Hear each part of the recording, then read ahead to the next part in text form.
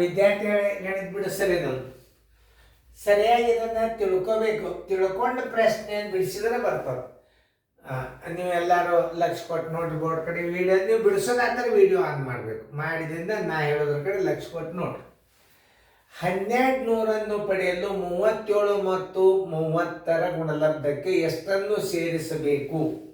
Okay, 37 ಗುಂಡ್ಲೆ 30ರ ಗುಣಲಬ್ಧಕ್ಕೆ ಎಷ್ಟನ್ನು ಸೇರಿಸಿದರೆ ಅಂದರೆ ಎಕ್ಸ ಬರೋಬ್ಬರಿ 1200. ನೋಡಿ, ಹಚ್ಕೊಳ್ಳೋದು ಗೊತ್ತಿರ್ಬೇಕು ನಿಮಗೆ. ಏನು 37 ಗುಂಡ್ಲೆ 30ರ ಗುಣಲಬ್ಧಕ್ಕೆ ಎಷ್ಟನ್ನು ಸೇರಿಸಿದರೆ 1200 ಬರುವುದು.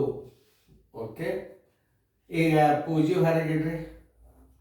3 7 21, 2 ಮತ್ತು 3 3 9, 1 2 11, 3 7 21, 2 3 9 1 11, 110 ಪ್ಲಸ್ ಎಕ್ಸ್ ಬರೋಬ್ಬರಿ 1200. ಎಕ್ಸ್ ಬರೋಬ್ಬರಿ 1200 ಪ್ಲಸ್ ಇದು ಚಿಕ್ಕ ಹೋತಂದ್ರೆ ಏನಾಗ್ತದ -1 1 1 0 ಬರೋಬ್ಬರಿ. ಇದ್ರಾಗ 1200 ಹೋಯ್ತಂದ್ರೆ 1200 1190 ಹೋತಂದ್ರೆ 90.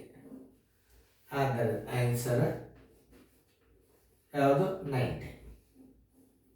ಉತ್ತರ ಸಂಖ್ಯೆ ಹುಡುಕ್ಯಾಡ್ರಿಲ್ಲ ನೋಡ್ರಿ. ಹಿಂಗೆ ತಿಳ್ಕೊ, ಹೆಂಗೆ ಹಚ್ಚಬೇಕು ಅನ್ನೋದು ಗೊತ್ತಾಗಬೇಕು ನಿಮಗಿಷ್ಟೇ. ತಿಳಿತಲ್ಲ?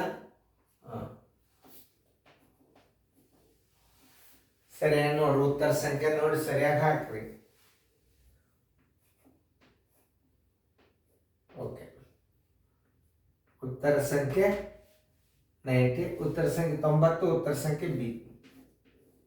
ಇವೆಲ್ಲ ಸಣ್ಣ ಲೆಕ್ಕಗಳು ನಾವು ಸಪ್ರೇಟ್ ಯಾಕೆ ಬಿಡಿಸ್ತೀವಿ ಅಂದ್ರೆ ನಾಳೆ ನಿಮಗೆ ಬುದ್ಧಿಮಾಪನ ಪರೀಕ್ಷೆದಾಗ ನಾಳೆ ಕ್ವಶನ್ ಪೇಪರ್ ಬೀಳ್ತಾವ, ನಿಮಗೆ ರಿವಿಷನ್ ಪೇಪರ್ ತಗೋತದೆ. ಇದರಿಂದ ಅದರ ಸಂಬಂಧ ನಾವು ಸಪ್ರೇಟ್ ಪ್ರತಿಯೊಂದು ಗಣಿತಕ್ಕೆ ವಿಡಿಯೋ ಮಾಡಿದ್ದೆವು.